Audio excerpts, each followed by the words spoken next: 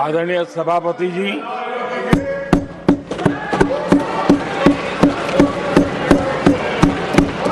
राष्ट्रपति जी के अभिभाषण पर आभार व्यक्त करने के लिए This is not correct. Please take your seat. This is not correct. Please take your seat. No, no, no. Please take your seat. आप बैठिए प्लीज. आप बैठिए please. Prime minister is on his legs. Please आप बैठिए. Please आप बैठिए.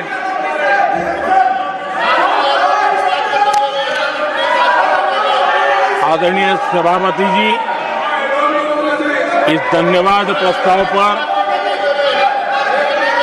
समर्थन के लिए इस सदन में अपनी भावनाओं को व्यक्त करना मैं अपना सौभाग्य मानता हूं। आदरणीय सभापति जी, विकसित भारत की यात्रा में बीते वर्ष देश के तेज प्रगति से विकास के वर्ष रहे हैं। Nothing will go on record except Prime Minister's जीवन के हर क्षेत्र में, समाज के हर वर्ग को उनके जीवन में परिवर्तन का एक कालखंड रहा है। एक सही दिशा में तेज गति से देश आगे बढ़ रहा है। आदरणीय राष्ट्रपति जी ने बहुत ही बढ़िया तरीके से पूरी संवेदनशीलता के साथ उन्होंने This is not correct. इस विषय को Sit your seat. हम Please. सबके सामने प्रस्तुत किया है। आदरणीय सभापति जी, मेरी एक प्रार्थना है, आदरणीय खड़गे जी की उम्र देखते हुए वो बैठ करके भी नारे बोल सकते हैं तो अच्छा होगा, ताकि उनको कष्ट न हो। पीछे नौजवान बहुत लोग हैं, तो खड़गे जी को No. आप बैठते बैठते भी When you are speaking, they are listening. You are नारे listening. बोलने की अनुमति दे दीजिए।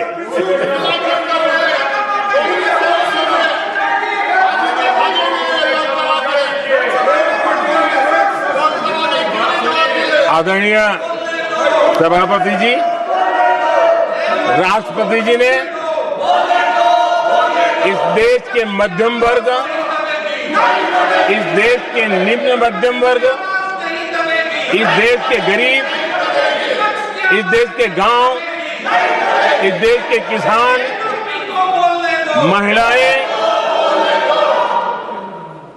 विज्ञान हो, प्रौद्योगिकी हो, कृषि हो, सभी विषयों को लेकर के बहुत ही विस्तार से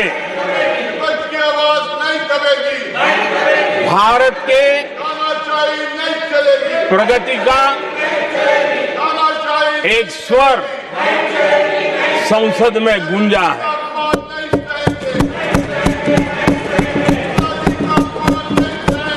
देश के नौजवान भारत के सामर्थ्य को कैसे आगे बढ़ा रहे हैं, इसकी भी विस्तार से चर्चा की है। हर वर्ग के सामर्थ्य को उन्होंने शब्दांकित किया है। और इतना ही नहीं, आदरणीय राष्ट्रपति जी ने भारत के उज्जवल भविष्य के प्रति एक विश्वास व्यक्त किया है। ये अपने आप में हम सबके लिए प्रेरक है। आदरणीय सभापति जी, 21वीं सदी का प्रथम क्वार्टर पूरा हो चुका है। लेकिन ये दूसरा क्वार्टर जैसे पिछली शताब्दी में भारत की आजादी के जंग में दूसरा क्वार्टर बहुत ही निर्णायक बना था। मैं साफ साफ देख रहा हूं कि विकसित भारत के निर्माण की दिशा में ये दूसरा क्वार्टर भी उतना ही सामर्थ्यवान होने वाला है, उतना ही तेज गति से आगे बढ़ने वाला है। और इसलिए आदरणीय सभापति जी, राष्ट्र का हर व्यक्ति ये महसूस कर रहा है कि एक अहम पड़ाव पर हम पहुंच चुके हैं। अब न हमें रुकना है, न हमें पीछे मुड़ करके देखना है। I will not go ahead to do what you are doing. आगे ही आगे देखना Please है, बैठिए. I am not going to let गति you से चलना now. है। You please बैठिए. और लक्ष्य को प्राप्त करके ही हमें सांस लेनी है, उस दिशा में हम आगे बढ़ रहे हैं। Nothing should go on सभापति without ji, except to the Prime Minister's speech.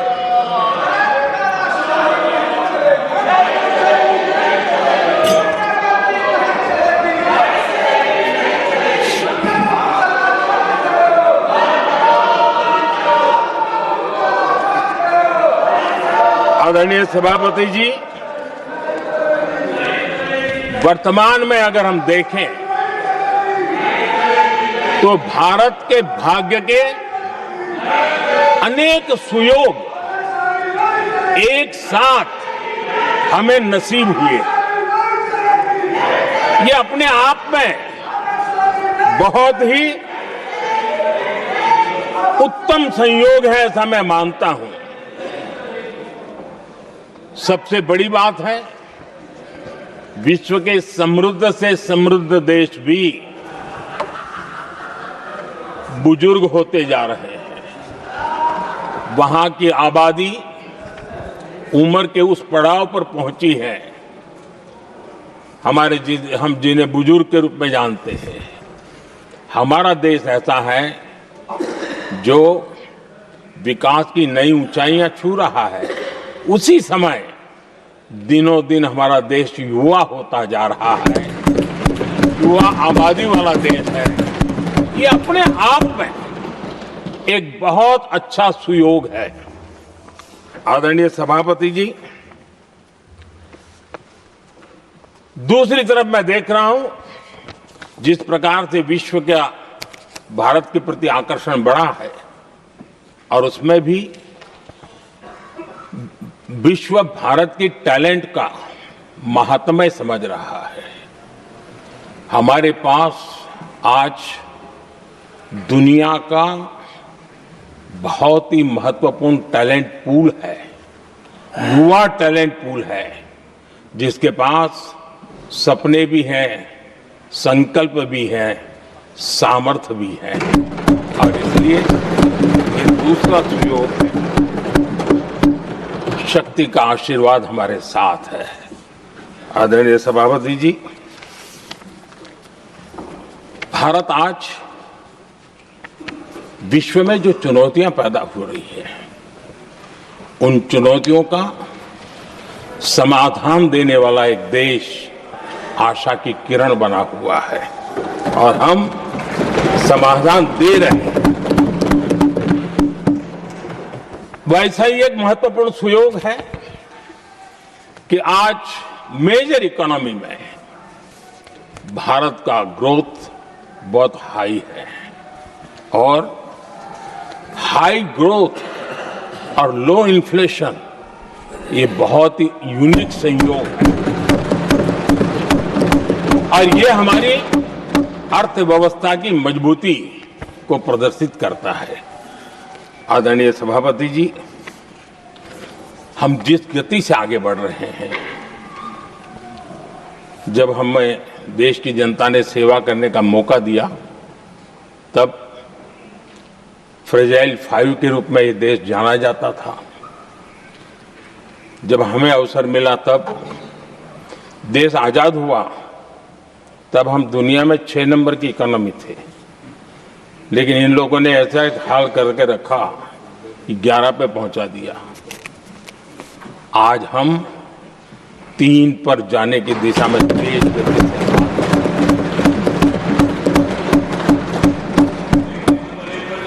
आदरणीय सभापति जी, आज कोई भी सेक्टर देश लीजिए, चाहे साइंस हो, चाहे स्पेस हो, चाहे स्पोर्ट्स हो, हर क्षेत्र में आज भारत एक कॉन्फिडेंस के साथ, आत्मविश्वास से भरा हुआ भारत है।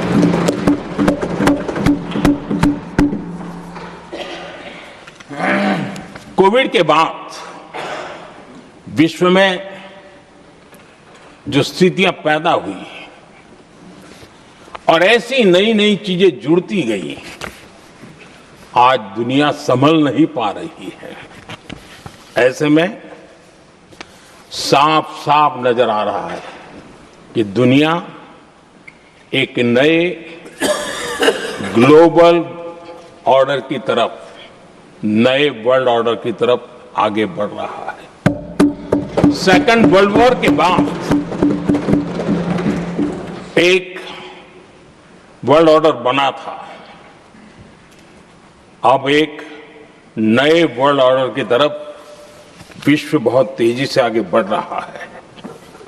और सबसे बड़ी खुशी की बात है, सारी घटनाओं का अराजनीतिक तरीके से, निष्पक्ष भाव से विश्लेषण करेंगे तो झुकाव भारत की तरफ है।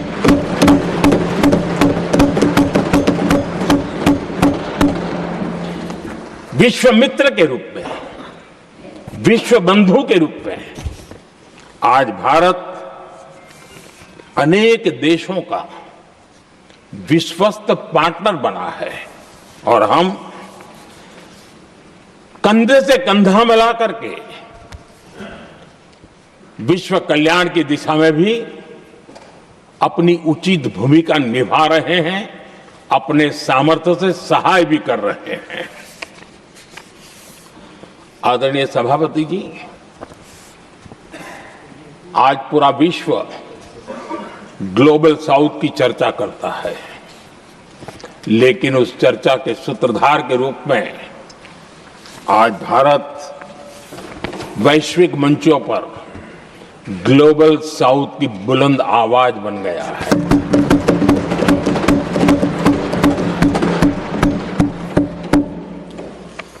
अनेक देशों के साथ आज Bharat future ready trade deals कर रहा है।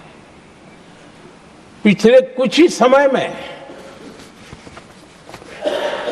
दुनिया के महत्वपूर्ण 9 बड़े देशों के साथ 9 बड़े हमारे ट्रेड डील हुए हैं और उसमें मदर ऑफ ऑल डील एक साथ 27 देशों के साथ, यूरोपियन यूनियन के साथ।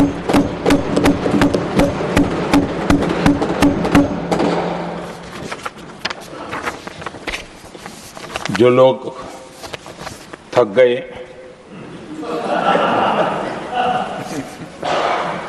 बेचारे चले गए, लेकिन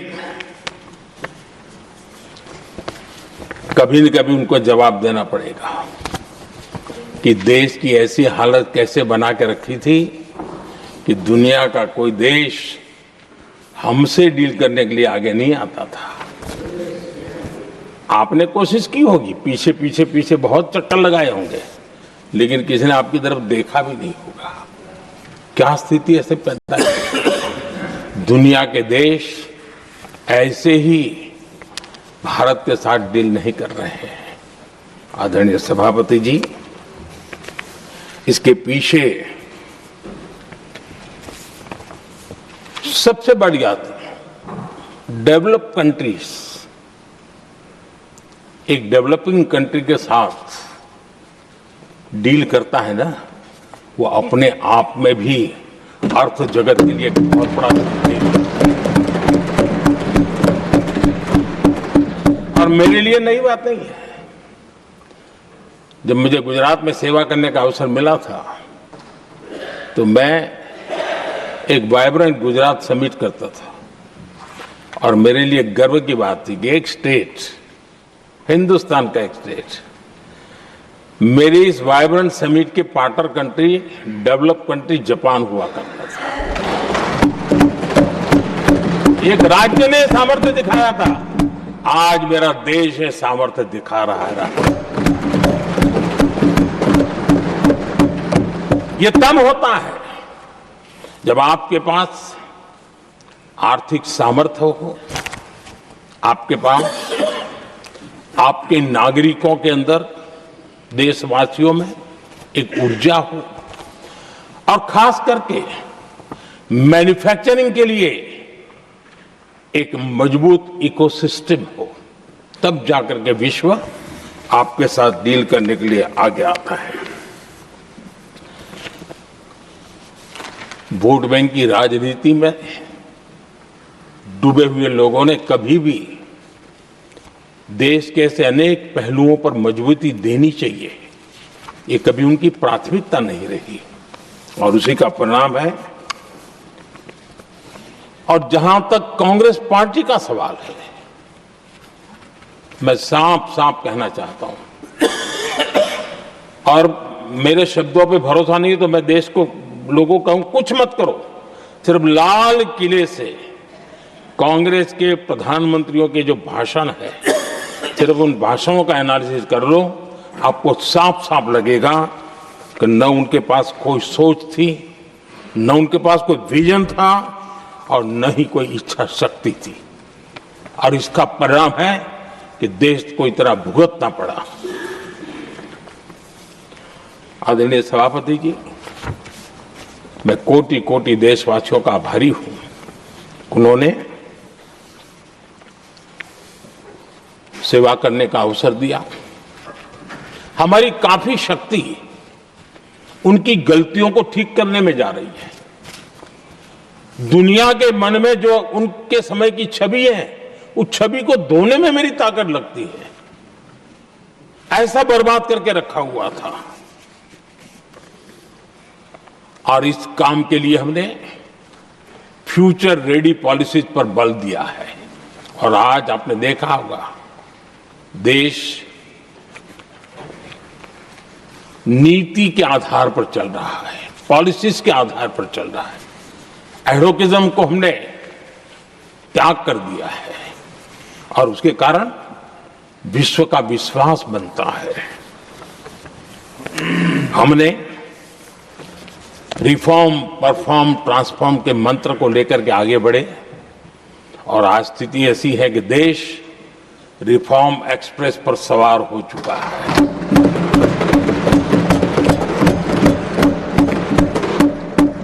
हमने स्ट्रक्चरल रिफॉर्म्स किए हैं, प्रोसेस से जुड़े रिफॉर्म्स किए हैं, पॉलिसीज में रिफॉर्म किए हैं। हमारा मैन्युफैक्चरिंग सेक्टर, हमारे उद्यमी ये सशक्त हो, भारत की हर चीज का वैल्यू एडिशन हो, उस दिशा में हमने प्रयास किया है। और मैं आज विश्वास के साथ कह सकता हूं, आज भारत विश्व के साथ स्पर्धा करने के लिए पूरी तरह तैयार है।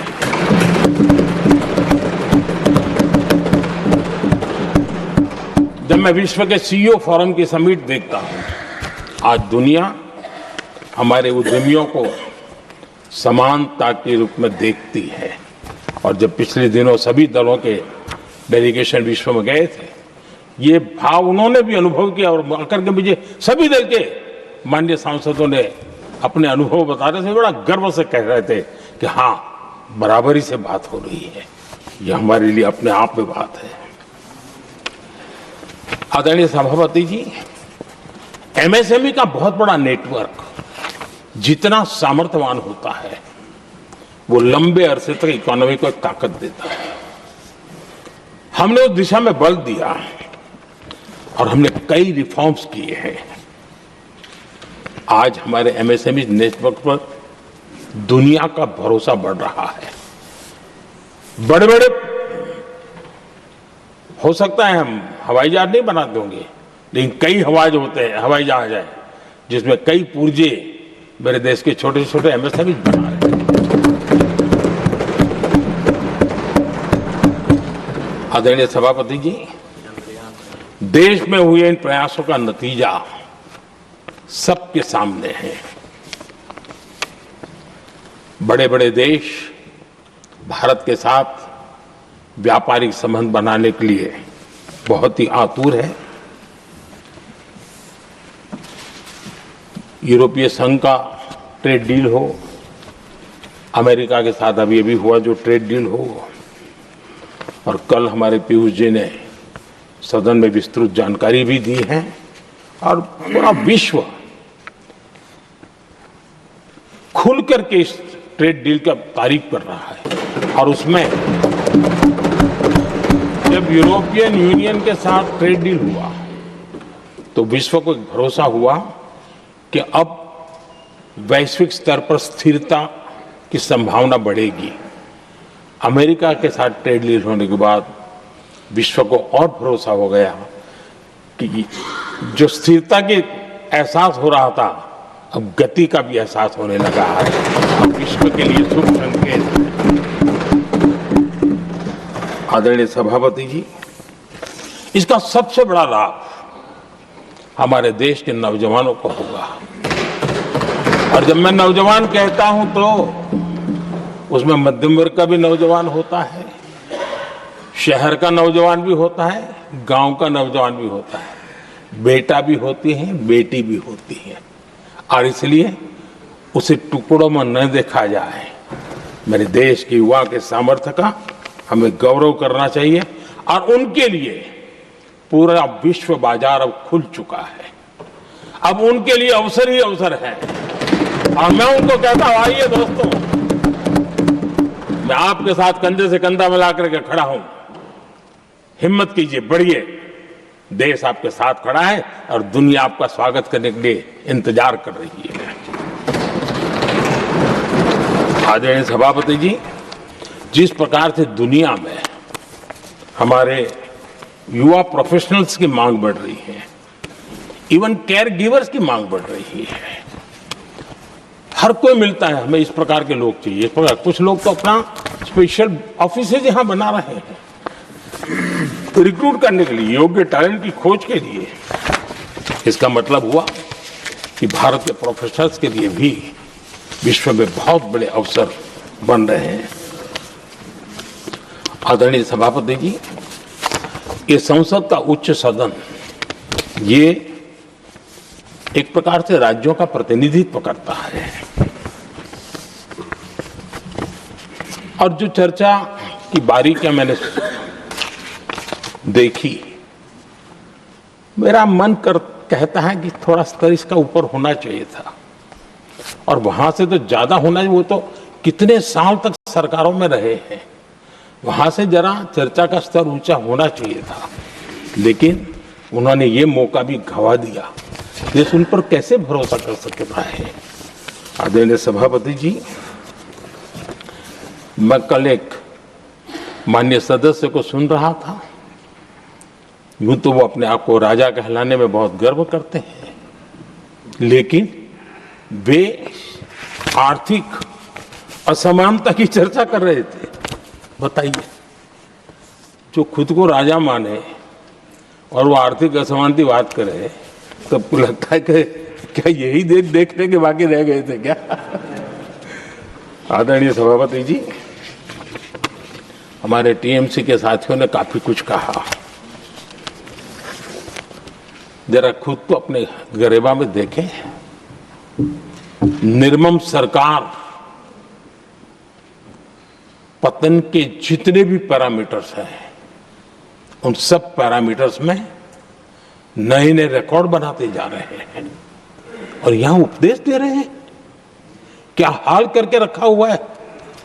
ऐसी निर्मम सरकार से वहां के लोगों का भविष्य अंधकार के अंदर डूब रहा है, लेकिन इनको कोई परवाह नहीं है। सत्ता सुख के सिवाय कोई आकांक्षा नहीं है और वे यहां उपदेश देते हैं। घुसपैठ, दुनिया का समृद्ध से समृद्ध देश भी अपने यहां गैर कानूनी नागरिकों को बाहर निकाल रहा है। हमारे देश में घुसपैठियों को बचाने के लिए अदालतों को तब तक प्रेशर पैदा किया जा रहा है। मेरे देश का नौजवान कैसे ऐसे लोगों को माफ करेगा जो घुसपैठियों की वकालत करने के लिए ताकत लगा रहे हैं। और घुसपैठिए मेरे देश के नौजवानों के हक छीन रहे हैं, उनकी रोजी रोटी छीन रहे हैं, आदिवासियों की जमीन छीन रहे हैं। बेटे बेटियों के जिंदगी पर खतरे पैदा हो रहे हैं, लेकिन उनके लिए महिलाओं पर अत्याचार होते रहे। सत्ता नीति के सिवा कुछ करना नहीं, और वो यहां पर हमें उपदेश दे रहे हैं। और ऐसे चिंताजनक सभी विषयों पर आंखें मूंद करके बैठे हुए वो लोग हैं। एक हमारे माननीय सदस्य काफी कुछ बोल रहे थे, जिनकी पूरी सरकार शराब में डूब गई, जिनके शीश महल घर घर में नफरत का कारण बन गए, और शायद उनको ब्लैक शब्द ज्यादा पसंद है। हर एक का अपना अपना एक भूतकाल होता है।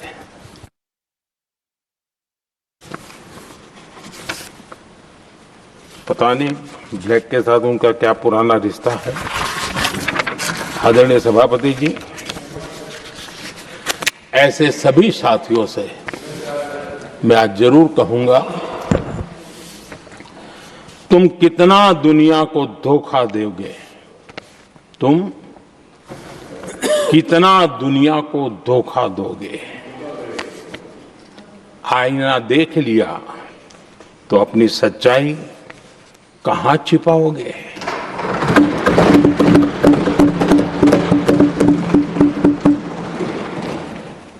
कांग्रेस हो, टीएमसी हो, डीएमके हो, लेफ्ट हो, ये दशकों से केंद्र में सत्ता में रहे हैं, सत्ता के भागीदार रहे हैं। राज्यों में भी उनको सरकारें चलाने का अवसर मिला है, लेकिन उनकी पहचान क्या बनी। आज डील की चर्चा होती है तो गौरव से कहते हैं, तब डील की चर्चा होती थी तो बॉफोर्स डील याद आता था। ये डील होते थे।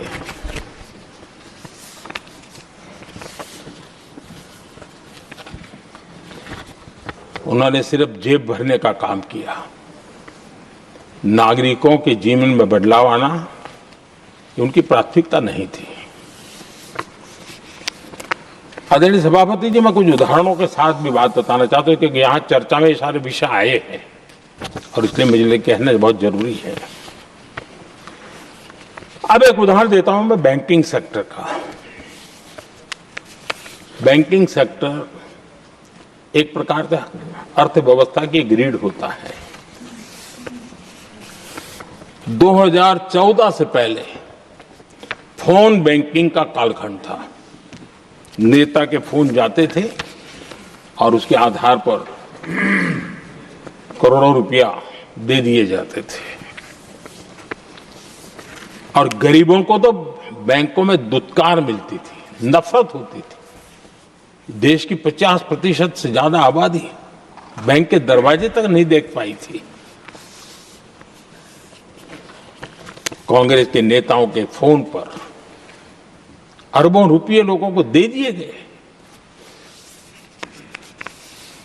और जो ले जाते थे वो अपनी पर्सनल प्रॉपर्टी मान करके पैसे हजम कर जाते थे। यही खेल चलता रहा। कांग्रेस और यूपीए के राज में और आज जो इंडी अलायंस बन करके बैठे हैं उनके राज में बैंकिंग व्यवस्था तबाही के कगार पर खड़ी थी। मैं नया प्रधानमंत्री के पद का दायित्व मुझे मिला, मैं एक देश के मुखिया से मैं मिला, ऐसे ही बात कर रहा था। मैंने कहा बैंकिंग की दृष्टि से हम कुछ आगे बढ़ना चाहिए। उन्होंने कहा पहले एक बार साहब जरा अभी आप नए हो, आपके बैंकों की व्यवस्था का अध्ययन कर लीजिए। हम कैसे हिम्मत करें? एक देश के नेता ने कोई ये जानकारियां थी, उसने मुझे बताया यहां इनको कोई परवाह ही नहीं। यानी एक प्रकार से उन्होंने जिस प्रकार से बैंकिंग व्यवस्था को एनपीए के पहाड़ खड़े हो गए थे। जहां भी देखो चर्चा चलती थी एनपीए का क्या होगा, एनपीए का क्या होगा, कैसे बचेंगे। आदरणीय सभापति जी, चुनौती बड़ी थी, लेकिन हमने समझदारी से काम लिया। बैंकिंग व्यवस्था के सब कर्ता धर्ताओं को विश्वास में लिया। रिफॉर्म की आवश्यकता थी, हिम्मत के साथ रिफॉर्म किए, पारदर्शी व्यवस्था बनाई, ढेर सारे बैंकिंग रिफॉर्म्स हुए और जो सरकारी बैंक दुर्बल हो चुकी थी, ठीक नहीं चल पाती थी, उसको हमने बड़ी बैंक के साथ मर्जर कर दिया। और मुझे याद है किसी एक महाशय बड़े अपने आप को विद्वान मानने वाले लिखा था, अगर मोदी सरकार बैंकों में ये कर ले तो हिंदुस्तान का बहुत बड़ा रिफॉर्म हो जाएगा। वो काम मैंने आते ही कर दिए थे। आदरणीय सभापति जी, और इन सारी चीजों का नतीजा हुआ बैंकों में जो बीमारी घर कर गई थी, उस बीमारी से बैंकों को मुक्ति मिली। बैंकों का स्वास्थ्य सुधरा, लगातार सुधरा, अभी भी तेजी से आगे दौड़ रहे हैं। और बैंकिंग का जब स्वास्थ्य सुधरा तो लेन देन का कारोबार भी उनका बढ़ा, लोगों को पैसे मिलने लगे, सामान्य व्यक्ति को पैसे मिले। ऐसे ऐसे गरीब लोगों को लोन मिले जिनके लिए कभी बैंक के दरवाजे बंद थे, बेचारा दूर से देख करके उसे जाना पड़ता था। आज मुद्रा योजना जो देश के नौजवान को अपने पैरों पर खड़े रहने की ताकत देता है, मुद्रा योजना जो स्वरोजगार की प्रेरणा देता है। लेकिन स्वरोजगार के भाषण के काम नहीं होता है, उसका हाथ पकड़ना पड़ता है, उसको साथ देना पड़ता है, उसको सहाय देनी पड़ती है। और हमने मुद्रा योजना के द्वारा 30 लाख करोड़ रुपया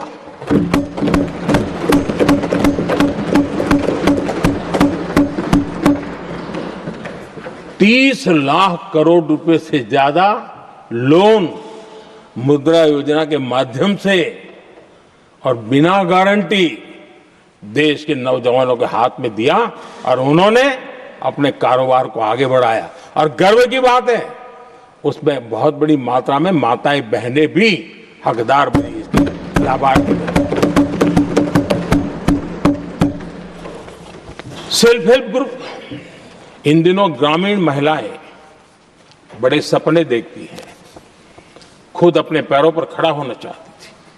विमेन सेल्फ हेल्प ग्रुप का हमने विस्तार तो किया ही किया, लेकिन 10 करोड़ बहनों को हमने सीधी आर्थिक मदद की व्यवस्था की।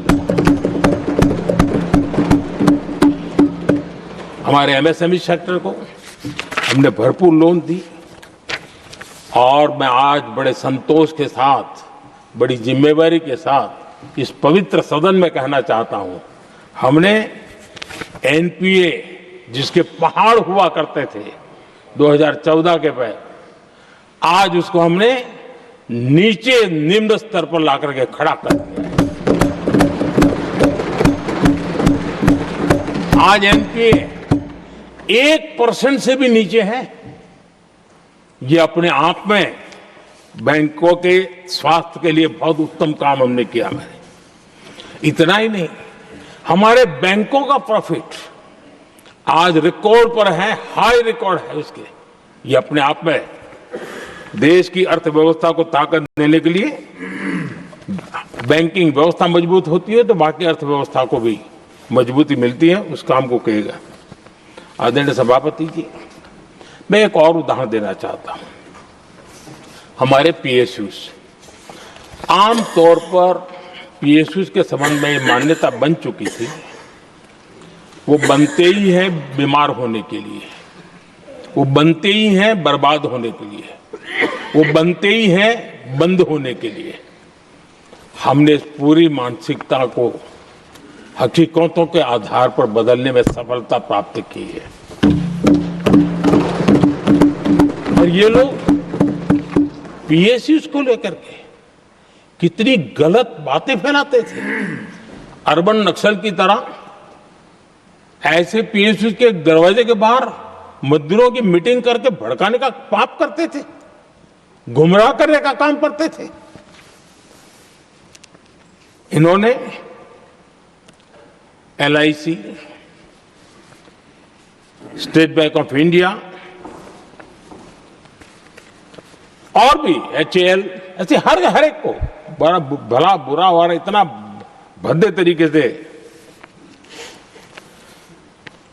जब उनकी सरकार थी तब तो ये इन चीजों को संभाल नहीं पाते थे, उसको कुछ कर भी नहीं पाते थे।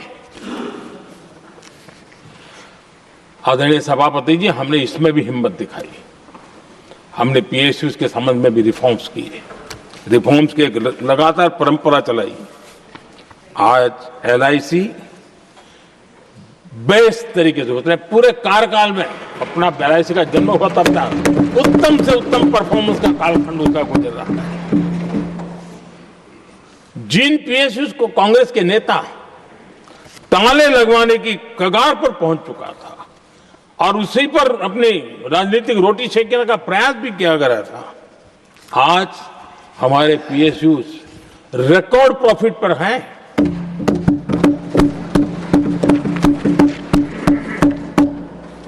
इतना ही नहीं, वे अपने परफॉर्मेंस से मेक इन इंडिया को भी गति दे रहे हैं। मेक इन इंडिया का जो सपना है उसका पूरा करने में वे भी एक बहुत बड़े कैटलिक एजेंट के रूप में आज भूमिका अदा कर रहे हैं। रिकॉर्ड संख्या में रोजगार बना रहे हैं। इतना ही नहीं, हमारे कुछ पीएसयूज आज विश्व के अंदर जा रहे हैं, विश्व में भी अपनी ताकत दिखा रहे हैं, विश्व के साथ जुड़ रहे हैं, दुनिया के कई देशों के विकास यात्रा में वो भागीदार बन रहे हैं। आज हमारे पीएसयूज को बहुत बड़े बड़े ऑर्डर देश से भी और देश के बाहर से भी मिलने लगे हैं। ये अपने आप में मैं जो कहता हूं ना, एक बहुत महत्वपूर्ण पड़ाव पर ये देश 25 साल है, उसका संकेत यहां नजर आता है।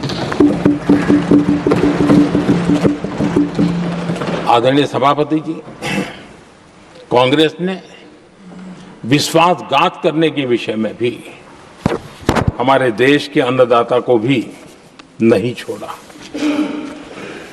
इस देश में 10 करोड़ किसान ऐसे हैं जिनके पास 2 हेक्टेयर से भी कम जमीन है, छोटे किसान हैं। उनकी तरफ कभी परवाह नहीं की गई, उनकी तरफ कभी देखा नहीं गया, नहीं उनके दिमाग में ये छोटे किसानों का कोई महात्म्य था। उनको लगता है कुछ बड़े लोगों को संभाल लिया तो गाड़ी चल जाएगी, और यही राजनीति करते रहे।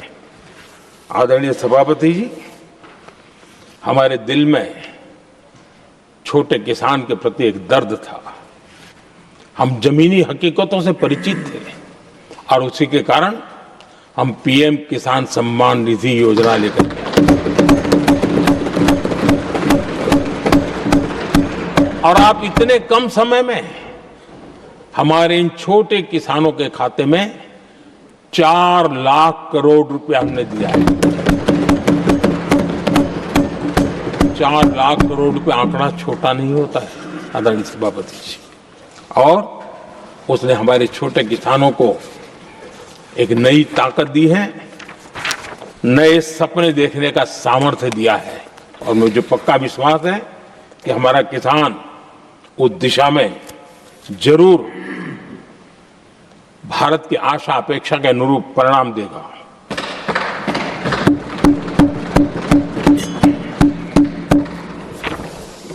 आदरणीय सभापति जी,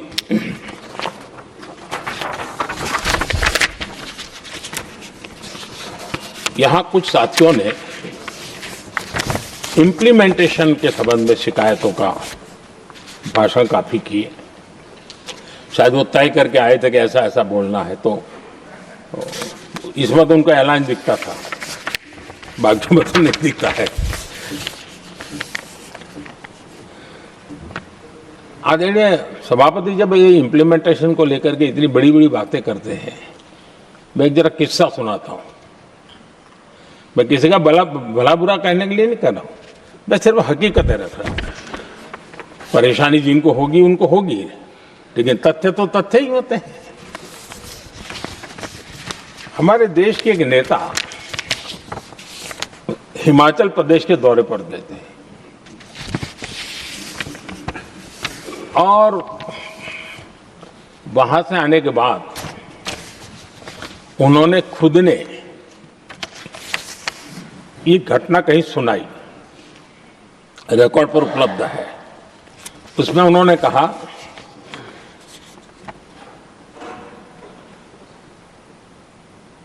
उस नेता ने क्या कहा, मैं उन्हीं के शब्द पढ़ रहा हूं।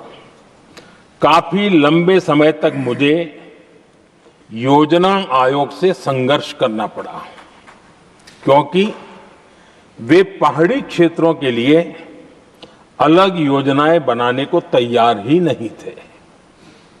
मैं हिमाचल प्रदेश गई थी। जब मैं वापस आई तो मैंने योजना आयोग में कहा कि हमारे कामदारों को, वर्कर्स को जीप की जरूरत नहीं है, बल्कि खच्चरों की आवश्यकता है, ताकि कम से कम उन पर सामान आदि लादा जा सके। आगे उन्होंने कहा, लेकिन मुझे बताया गया हम पैसा तो जीप के लिए ही देंगे, क्योंकि खच्चरों के लिए पैसे देने की पॉलिसी नहीं है।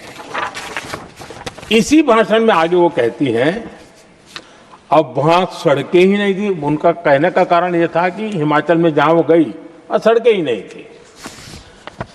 अब वहां सड़कें ही नहीं थी तो फिर उस पर जीप का क्या लाभ हो सकता है? जीप लेकर के कौन जाएगा जहां रोड नहीं है? लेकिन उस समय योजना आयोग का जोर था या तो जीप या तो कुछ भी नहीं।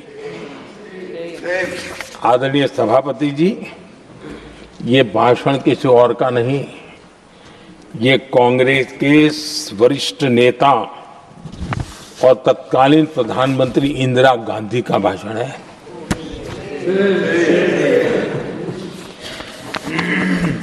कांग्रेस के लंबे शासनकाल में यही कार्यशैली रही, और जिसको इंदिरा जी खुद जानती भी थी कि ये पाप चल रहा है, लेकिन इस कार्य संस्कृति को सुधारने के लिए उन्होंने कोई कदम नहीं उठाया।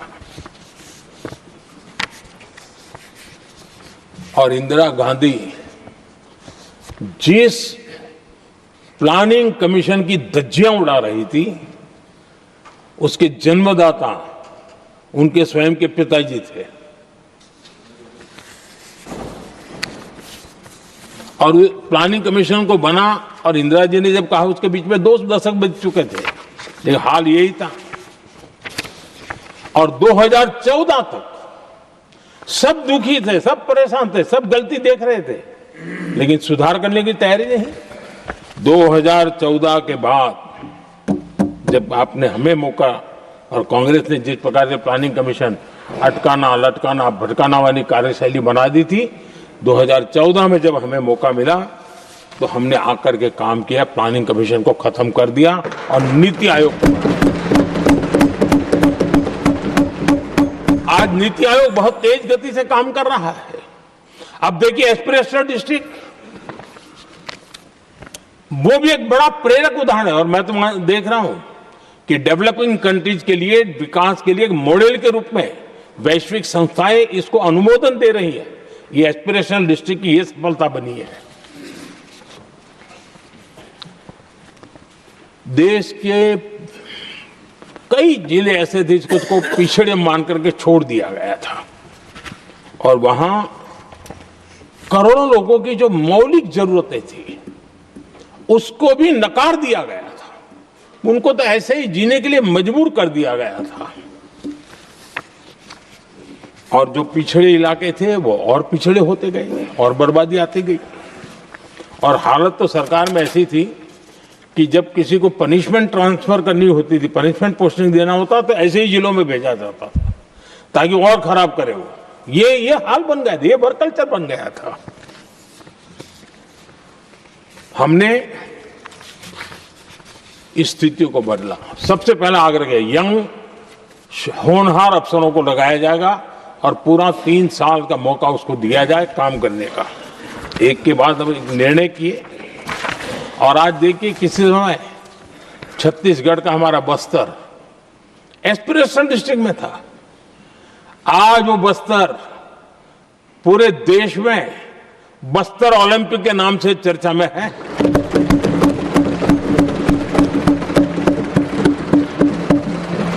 आज विकास की धारा बस्तर के गांव गांव पहुंच रही है। अभी कुछ गांवों में पहली बार बस देखी, पूरे गांव ने उत्सव मनाया बस्तर में। ये परिस्थितियां छोड़ करके गए हुए हैं लोग और यहां पर पता नहीं किस प्रकार से देश को कहां ले जाना चाहते हैं लोग। आदरणीय सभापति जी, इंप्लीमेंटेशन क्या होता है, ये एस्पिरेशनल डिस्ट्रिक्ट एक बहुत बड़ा शानदार उदाहरण है। ऐसे तो सैकड़ों उदाहरण हैं, लेकिन मैं कहने के लिए इसको उल्लेख कर रहा हूं। कांग्रेस के हमारे साथियों को ये जो बदलाव आ रहा है उसमें इंप्लीमेंटेशन नजर नहीं आ रहा है और उनका तो एक ही वो प्लानिंग कमीशन वाला मॉडल है, जीप और खच्चर वाला मॉडल, यही वो लोग जानते हैं, उससे आगे कुछ नहीं जानते। और ये इंप्लीमेंटेशन कैसे करते हैं? मेरा जन्म नहीं हुआ था उसके पहले सरदार वल्लभ भाई पटेल ने नर्मदा नदी पर बांध बांधने की कल्पना की। विषय तो पक्का हो गया, सरदार साहब नहीं रहे, खैर नेहरू जी ने शिलान्यास किया। अब इंप्लीमेंटेशन देखिए इनको। मेरा जन्म नहीं हुआ था जब इसकी कल्पना की गई थी और प्रधानमंत्री बनने के बाद मैंने उसका उद्घाटन किया, ये हाल है।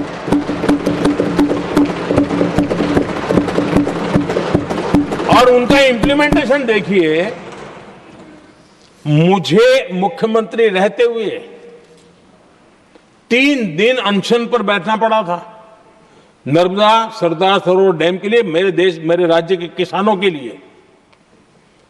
मैंने अपने आप को दांव पर लगा दिया था, तब जाकर के भारत सरकार को झुकना पड़ा और तब जाकर के सरदार सरोवर डैम के कंस्ट्रक्शन को गति मिली और यहां मैं पहुंचा तब मुझे उसका उद्घाटन करने का सौभाग्य मिला। और आज कच्छ तक हावड़ा बीएसएफ के लोग जहां बैठते हैं वहां तक नर्मदा का शुद्ध पानी पीने के लिए पहुंच रहा है।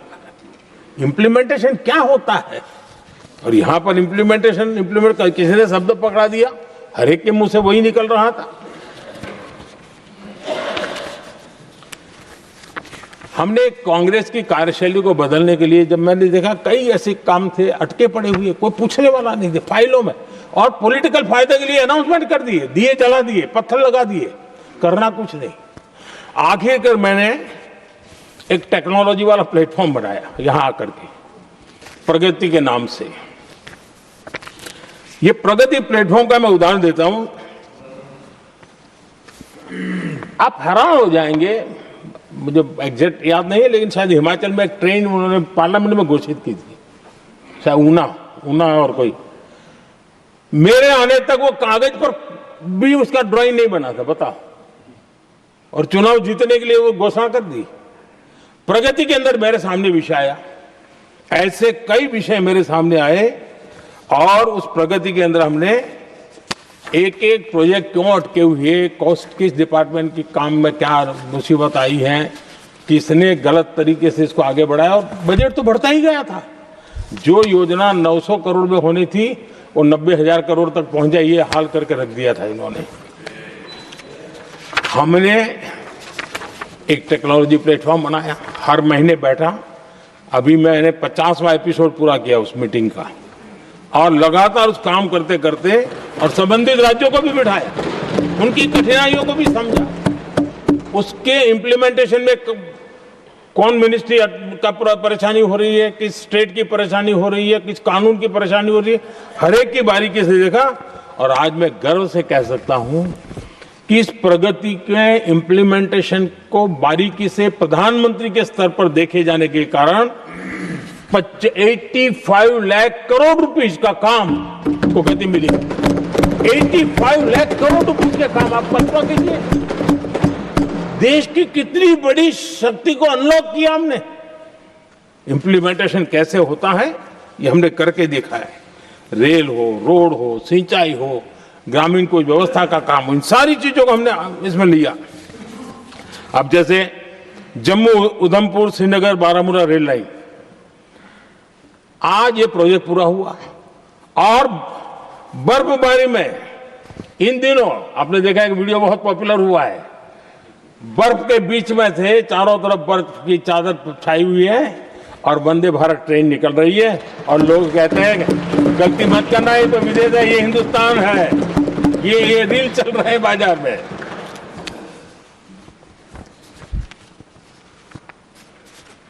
लेकिन 3 दशक तक यही प्रोजेक्ट लटका हुआ था।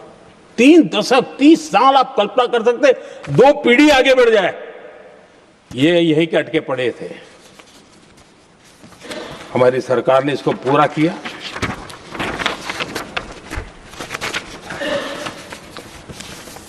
आदरणीय सभापति जी, मैं असम की बात करता हूं, और कोई ये मत सोचो कि मैं चुनाव है इसलिए बोल रहा हूं। इनके पाप है इसलिए मुझे कहना पड़ रहा है।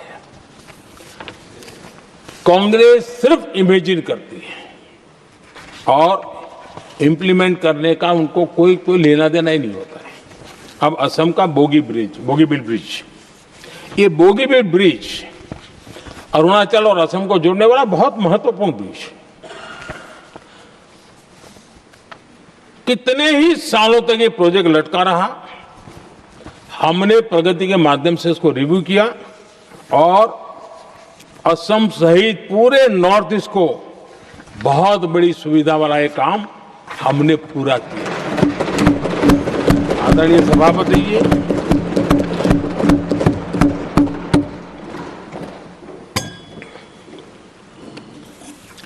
इंप्लीमेंटेशन की बातें जब करते हैं तो एक बार हमारे पास तो तथ्यों के साथ चीजें हैं कि हमने चीजों को समय पर पूरा करने की दिशा में आगे बढ़े। और इन दिनों तो जो काम कर रहे हैं समय से पहले हो रहा है। हमने पूरी दुनिया को कहा था कि हम 2030 तक यहां पहुंचेंगे सोलार में, हमने वो काम 2025 में कर दिया।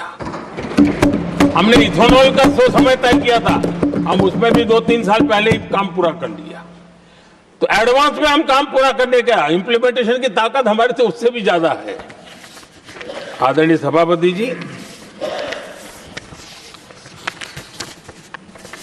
भाजपा हो, एनडीए हो, हमारा अप्रोच, चीजों की तरफ देखने का हमारा दृष्टिकोण, समस्या के समाधान के लिए हमारी सोच और कांग्रेस के बीच में आसमान जमीन का अंतर है, बहुत फर्क है। मैं आपको उदाहरण देता हूं। हमारी सोच यह है कि 140 करोड़ देशवासी ये इतने सामर्थ्यवान हैं कि वह चुनौतियों को समाधान दे सकते हैं। ये हमारी सोच है। हमारा भरोसा है देशवासियों पर, उनके सामर्थ्य पर हमारा भरोसा है, और यही लोकतंत्र की भी सच्ची ताकत होती है। लेकिन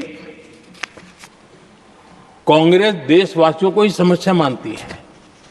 अब मैं इनका इतना बोल करके छोड़ दूंगा तो आज पता नहीं रात को उनको नींद नहीं आएगी और गालियां कल कैसी दे उसका प्लानिंग चलेगा।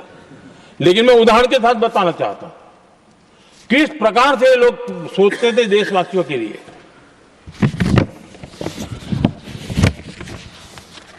देश के लोगों के बारे में नेहरू जी और इंदिरा जी की सोच क्या थी, मैं उसके विषय में बताना चाहता हूं। इंदिरा जी एक बार ईरान गए थे और ईरान में वो भाषण दे रही थी और उस भाषण में उन्होंने नेहरू जी के साथ जो बातचीत हुई थी उसका उल्लेख किया। खुद ने कहा है, उन्होंने कहा, और मैं जो इंदिरा जी ने कहा था उसको कोट कर रहा हूं, जब किसी ने मेरे पिताजी से पूछा, यानी नेहरू जी से पूछा कि उनके सामने कितनी समस्याएं हैं, तो उन्होंने उत्तर दिया था 35 करोड़। नेहरू जी ने जवाब दिया था कि उनके सामने कितनी समस्याएं हैं, बोले 35 करोड़। उस समय हमारे देश की जनसंख्या थी 35 करोड़। अब आगे देखिए, 35 करोड़ देशवासी नेहरू जी को समस्या लगते थे। ऐसा कोई मुखिया हो सकता है क्या जी? और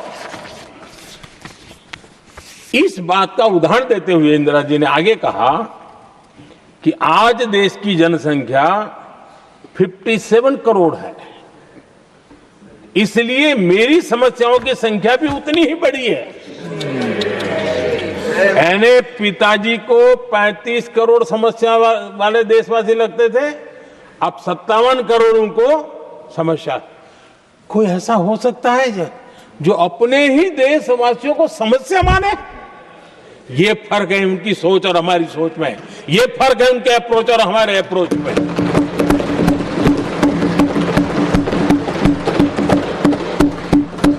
नेहरू जी हो या इंदिरा जी हो या पूरी कांग्रेसी बिरादरी हो, ये लोग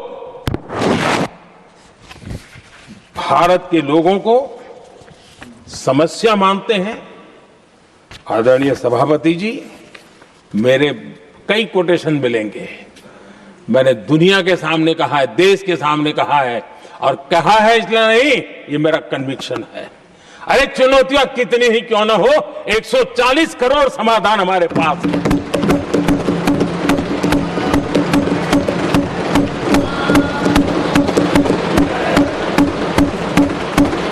हमारे लिए देशवासी समर्थक की पूंजी है। हमारे लिए हर देशवासी भारत का उज्जवल भविष्य का नियंता है, निर्माता है, कर्ता धर्ता है। हम उसको समस्या कैसे कह सकते हैं? ऐसी सोच वाले लोग अपने परिवार का ही भला करेंगे और किसका करेंगे? आदरणीय सभापति जी, देश के लोगों का अपमान करते रहना ये कांग्रेस के स्वभाव में पड़ा हुआ है, उनके संस्कारों में पड़ा हुआ है। कांग्रेस ने बीते दिनों राष्ट्रपति जी का अपमान किया। चुनाव के बाद जिस प्रकार से हमारे राष्ट्रपति जी के लिए शब्द कहे गए हैं, शर्मिंदगी महसूस होती है कि ये कैसे लोग हैं? भारत के राष्ट्रपति के लिए क्या बोल रहे हैं लोग? आदरणीय सभापति जी, कल लोकसभा में भी राष्ट्रपति जी के अभिभाषण पर चर्चा नहीं हो पाई। ये राष्ट्रपति पद, उसका घोर अपमान किया है। उनको संविधान शब्द मुंह में बोलने की अधिकार नहीं रहता है। जो लोग गरीबी से निकली हुई एक महिला, आदिवासी परिवार से आई हुई एक महिला,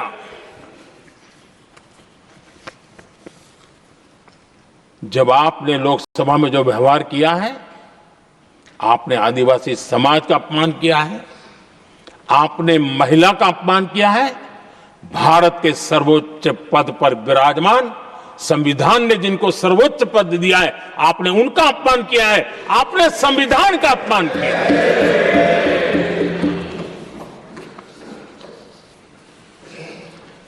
आदरणीय सभापति जी, उनको कुछ भी लगता हो, कांग्रेस को ये गुनाह कि Honorable members, it is now 6 p.m. If the House agrees, we may sit beyond 6 p.m. till disposal of the motion of thanks and the presidential address. Do I have the leave of the House to extend the sitting beyond 6 p.m.? Thank you.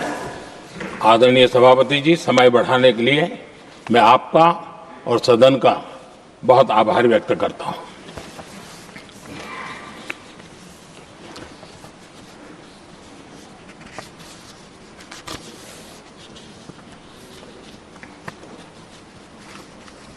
आदरणीय सभापति जी, बड़ी दर्दनाक लोकसभा की घटना है और शायद हताशा निराशा तो हम समझ सकते हैं, लेकिन इसके लिए देश के पवित्र लोकतंत्र के मंदिर को ही इस रूप में कर देना, और उस समय चेयर पर असम के ही हमारे एक माननीय सांसद बैठे थे और उस समय कागज फेंके गए, टेबल पर चढ़ दिया गया। क्या ये नॉर्थ ईस्ट का अपमान नहीं है? क्या असम के नागरिकों का अपमान नहीं है? कल फिर दोबारा किया उन्होंने, और उस समय आंध्र के दलित परिवार का बेटा चेयर पर बैठा था, उसको भी अपमानित किया। यानी आपने नॉर्थ ईस्ट का अपमान, चेयर में बैठा अपमान करो। आंध्र के एक दलित परिवार का बेटा चेयर पर बैठा, उसका अपमान करो। सदन ने इनको काम दिया हुआ है, सबने मिलकर के काम दिया हुआ है, लेकिन वो दलित समाज से आते हैं, इसलिए आप अपमान करते हो।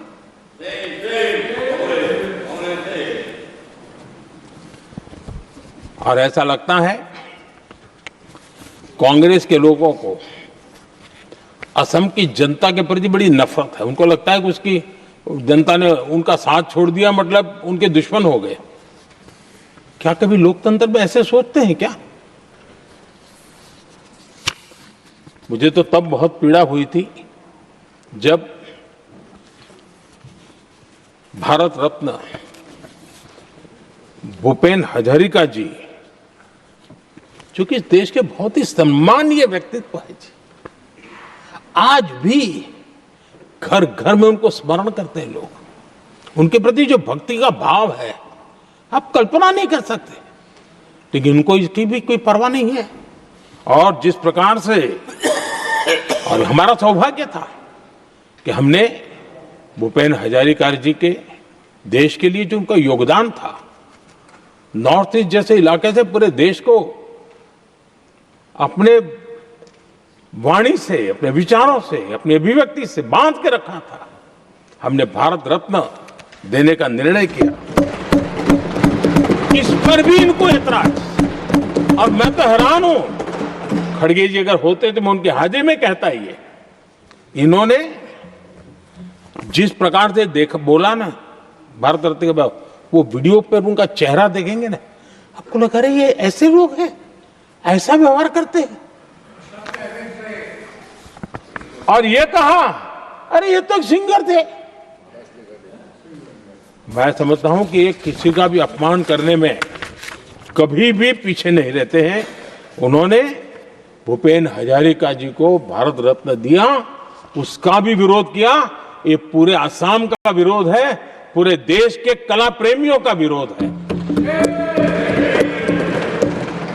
और मुझे पक्का विश्वास है असम कभी भी इस अपमान को भूलने वाला नहीं है।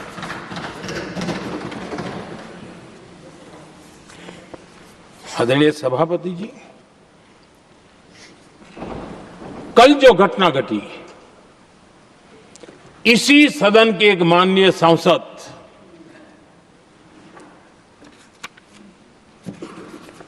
कांग्रेस के शातिर दिमाग जिनका है, ऐसे एक युवराज ने उनको गद्दार कह दिया।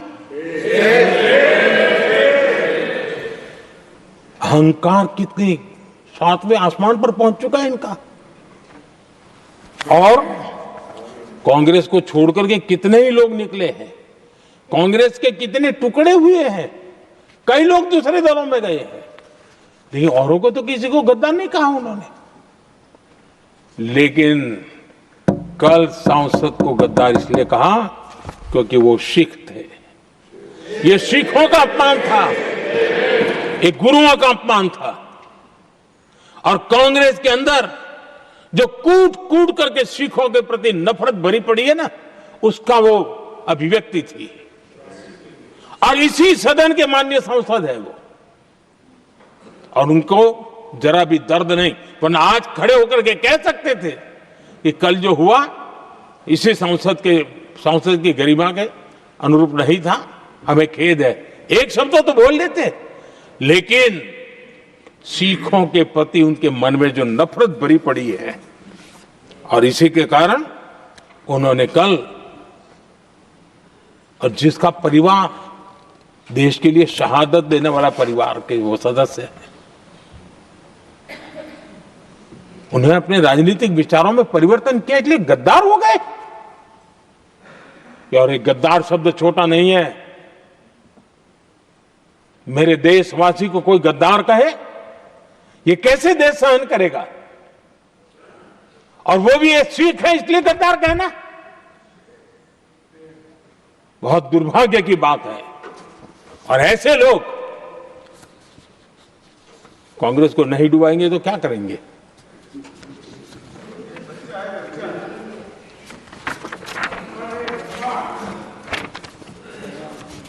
आदरणीय सभापति जी, एक तरफ ये दृश्य है और दूसरी तरफ हमारे सदानंद जी मास्टर का दृश्य है।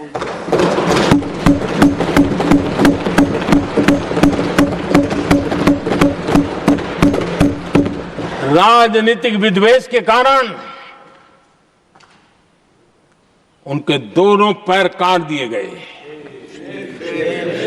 भरी जवानी में दोनों पैर काट दिए। कटे हुए पैर से जिंदगी गुजार रहे हैं, लेकिन संस्कार इतने ऊंचे हैं कि वाणी में भी अपशब्द नहीं निकलता है, बर्तन में भी कटुता नजर नहीं आता। गर्व होता है। और कल जब उनका पहला भाषण हो रहा था सदन में, और उन्होंने जब अपने बेंच पर आपसे इजाजत लेकर के अपने कटे हुए पैर के लिए वो जो नीम का उपयोग करते हैं, आर्टिफिशियल नीम का, उन्होंने जब रखा, वो दृश्य देश के लिए पीड़ादायक था कि इस देश में ऐसा ही बंधारण की बातें करने वाले इंडिया अलायंस के लोग, और ये इंडिया अलायंस पूरा जिम्मेवार है इसके लिए, वैचारिक असहमति के कारण एक नौजवान के, और वो भी एक टीचर, शिक्षक के प्रति गर्व से, आदर से देखा जाता है, उसके पैर काट दे। लेकिन उनको कोई खेद नहीं है, उनको कोई दर्द नहीं है। लेकिन मैं मास्टर सदानंद जी को हृदय से अभिनंदन करता हूं कि उन्होंने जिस प्रकार से इतनी भयानक हमले के बाद भी देश की सेवा का अपना व्रत जारी रखा, और आज देश की नीति निर्धारण में अंदर अपना योगदान दे रहे हैं। ये गर्व की बात है।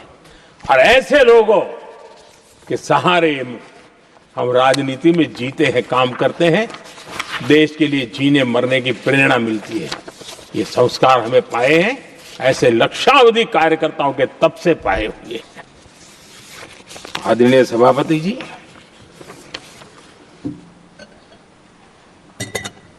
इन दिनों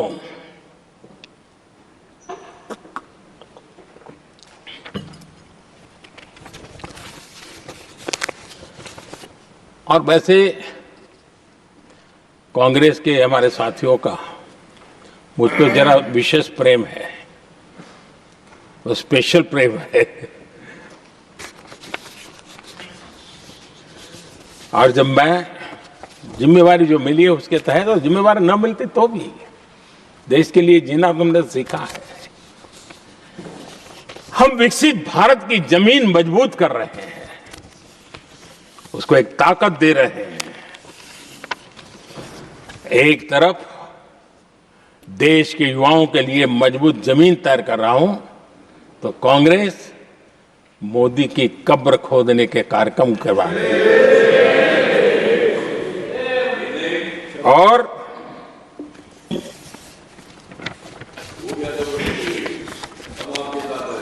मोहब्बत की दुकान खोलने वाले मोदी तेरी कब्र खुदेगी के नारे लगा रहे हैं जी। ये कौन सी मोहब्बत की दुकान है जो देश के ही किसी नागरिक के कब्र खोदने के सपने देखती हो? ये कौन सा संविधान से उन्होंने सीखा है जो देश के ही किसी नागरिक के कब्र खोदने की बात करते हो? क्या ये संविधान का अपमान नहीं है?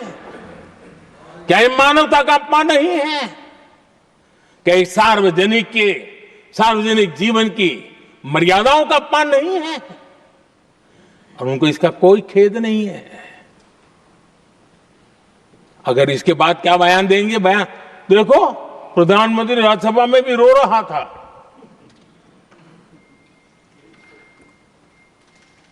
किस प्रकार के संस्कार और वृत्तियों से पले बड़े लोग हैं ये। आदरणीय सभापति जी, मेरे लिए कोई अनुभव मेरा बहुत पुराना है। 2002 से जब वे विपक्ष में थे तब से, और 2004 से जब वो सत्ता में आए तब से, और 2014 से मैं जब यहां आया तब से, पिछले 25 साल से संसद का एक भी सत्र ऐसा नहीं गया, मोदी संसद का सदस्य नहीं था, एक भी सत्र ऐसा नहीं गया जिसमें इस सदन के अंदर मोदी को गाली देने का काम न किया हो इन लोगों ने। 25 साल। और मुझे किसी ने पूछा था, मोदी जी आपके स्वास्थ्य का क्या राज है? मैंने कहा, मैं डेली 2 किलो गाली खाता हूं।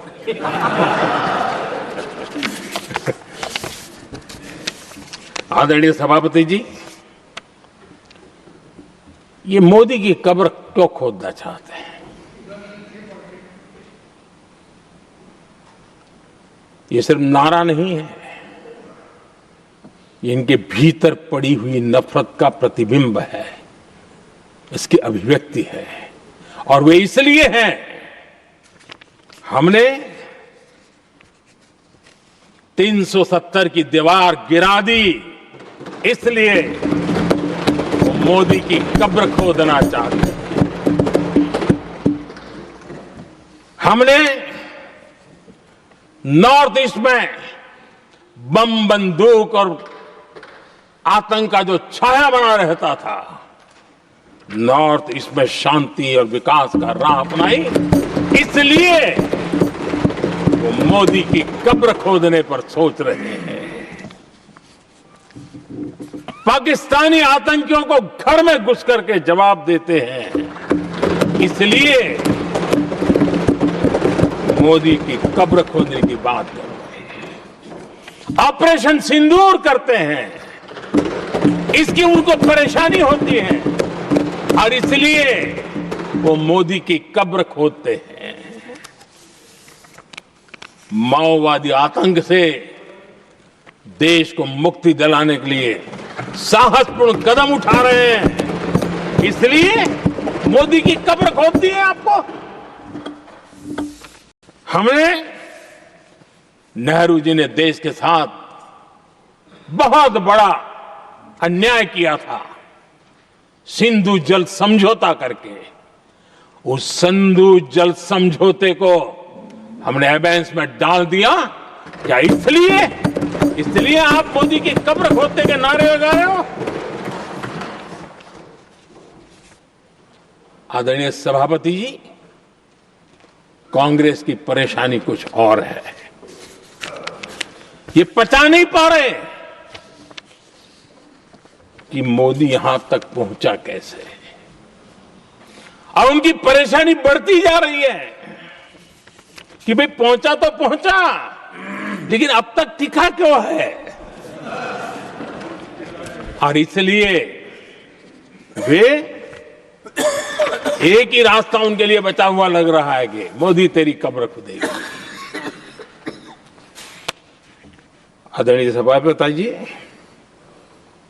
ये तो मान करके बैठे थे। उनका लोकतंत्र, संविधान का कोई लेना देना नहीं। उनको तो लगता है कि प्रधानमंत्री पद उनके परिवार की जागीर है, उस पर कोई और बैठ नहीं सकता। ये जो उनके भीतर में नफरत पड़ी हुई है ना, मोहब्बत की दुकान में जो आग भरी पड़ी हुई है ना, उसका परिणाम है। और इसीलिए कोई क्यों बैठा, हमारा पैतृक अधिकार था, इसलिए मोदी की कब्र खोदने का नारा लेकर के वो चल रहे हैं। आदरणीय सभापति जी, कांग्रेस के शाही परिवार को देश ने दशकों तक अवसर दिया है, ऐसा नहीं है। देश ने आपके लिए भी अपना भविष्य दांव पे लगाया था, लेकिन आपने गरीबी हटाओ के नारे लगाए, गुमराह किया। लाल किले पर से कांग्रेस के एक भी प्रधानमंत्री के भाषण में गरीबी हटाने की बात ना आई हो, ऐसा नहीं हुआ है। लेकिन किसी भी प्रधानमंत्री ने गरीबी हटाने के लिए क्या किया, वो एक बार भी नहीं आया। वो नारे से अधिक कुछ नहीं था उनका। और मोदी ने रास्ता अपनाया गरीब को एम्पावर करने का, गरीब को सशक्त करने का। और मेरे देश के गरीबों को मैं सलाम करता हूं, उन्होंने देश की योजनाओं को समझा, स्वीकारा और अपने सामर्थ्य को बढ़ाने के लिए प्रयास किया। मैं देश के गरीबों का गौरवगान करता हूं कि हमारी नीतियों पर भरोसा करके, हमारी नीयत पे भरोसा करके उन्होंने भी अपने आप को खपाने के लिए कोई कमी नहीं रखी। और 25 करोड़ मेरे गरीब परिवार के भाइयों ने गरीबी को परास्त किया और खुद गरीबी से बाहर आए हैं। मैं उनको सलाम करता हूं। मेरे 25 करोड़ देशवासी जो निराशा में पड़े हुए थे, दूर एक आशा की किरण दिखाई दी, उठ खड़े हुए और आज हमारे साथ चल पड़े। आदरणीय सभापति जी, 2014 के पहले इम्प्लीमेंटेशन की बातें करते थे।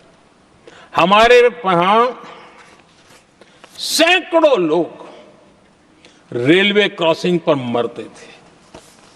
स्कूल की बस रेलवे क्रॉसिंग से जा रही है, 20-20, 25-25 स्कूल के बच्चे मरने की खबरें आती हैं।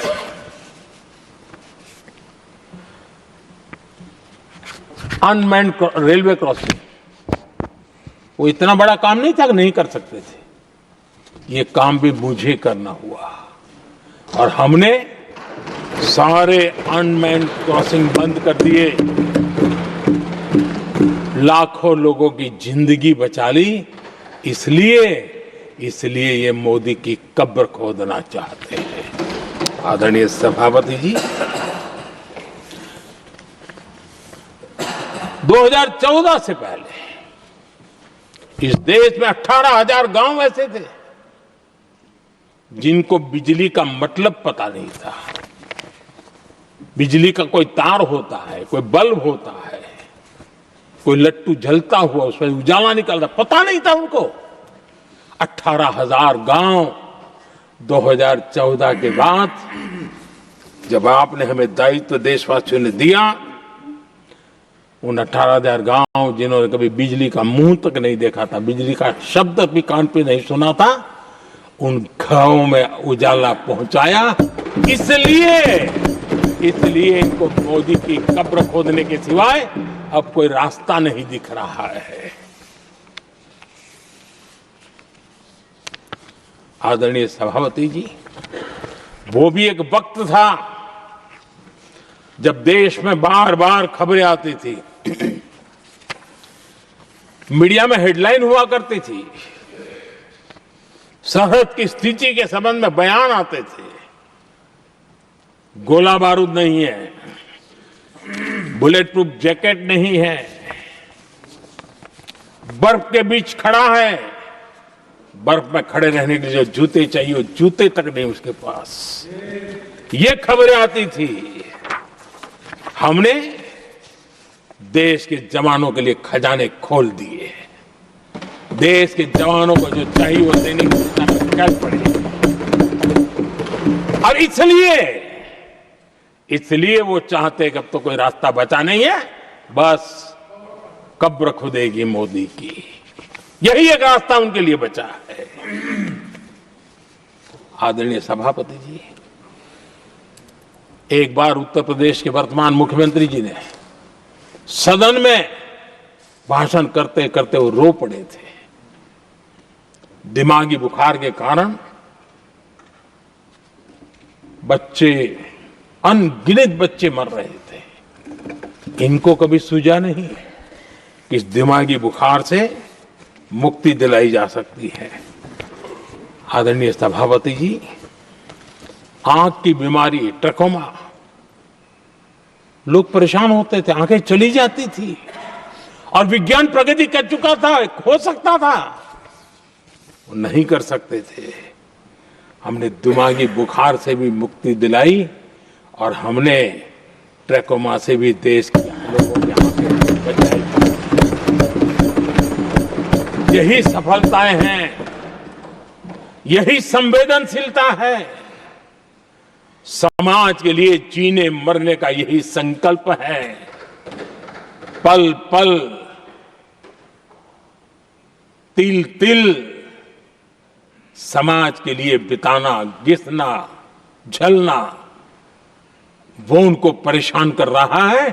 तब जाकर के मोदी तेरी कब्र खुदेगी, ये मंत्र लेकर के चल रहे हैं, ये सपने देख करके चल रहे हैं और बातें लोकतंत्र की करते हैं।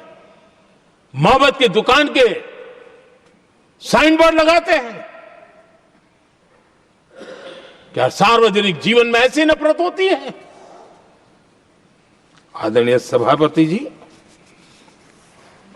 इनकी सरकार रिमोट से चलती थी, मेरी सरकार भी रिमोट से चलती है। 140 करोड़ देशवासी मेरा रिमोट है।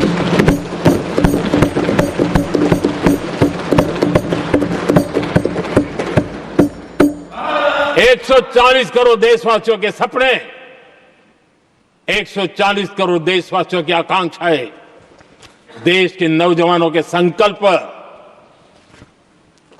इनके लिए हम जीते हैं, इनके लिए सरकार चलाते हैं। सत्ता हमारे लिए सुख का रास्ता नहीं है, सत्ता हमारे लिए सेवा का माध्यम है।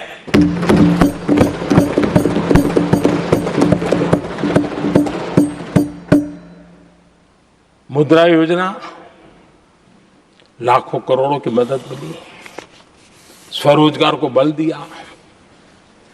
कांग्रेस ने कभी स्टार्टअप कल्चर को प्रमोट ही नहीं किया। कुछ सैकड़ों में स्टार्टअप बेचारे अपने, उनको पता भी नहीं था।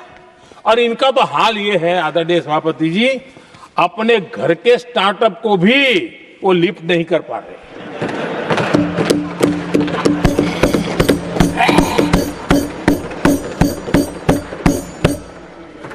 और हमारी सरकार में आज 2 लाख से ज्यादा स्टार्टअप है।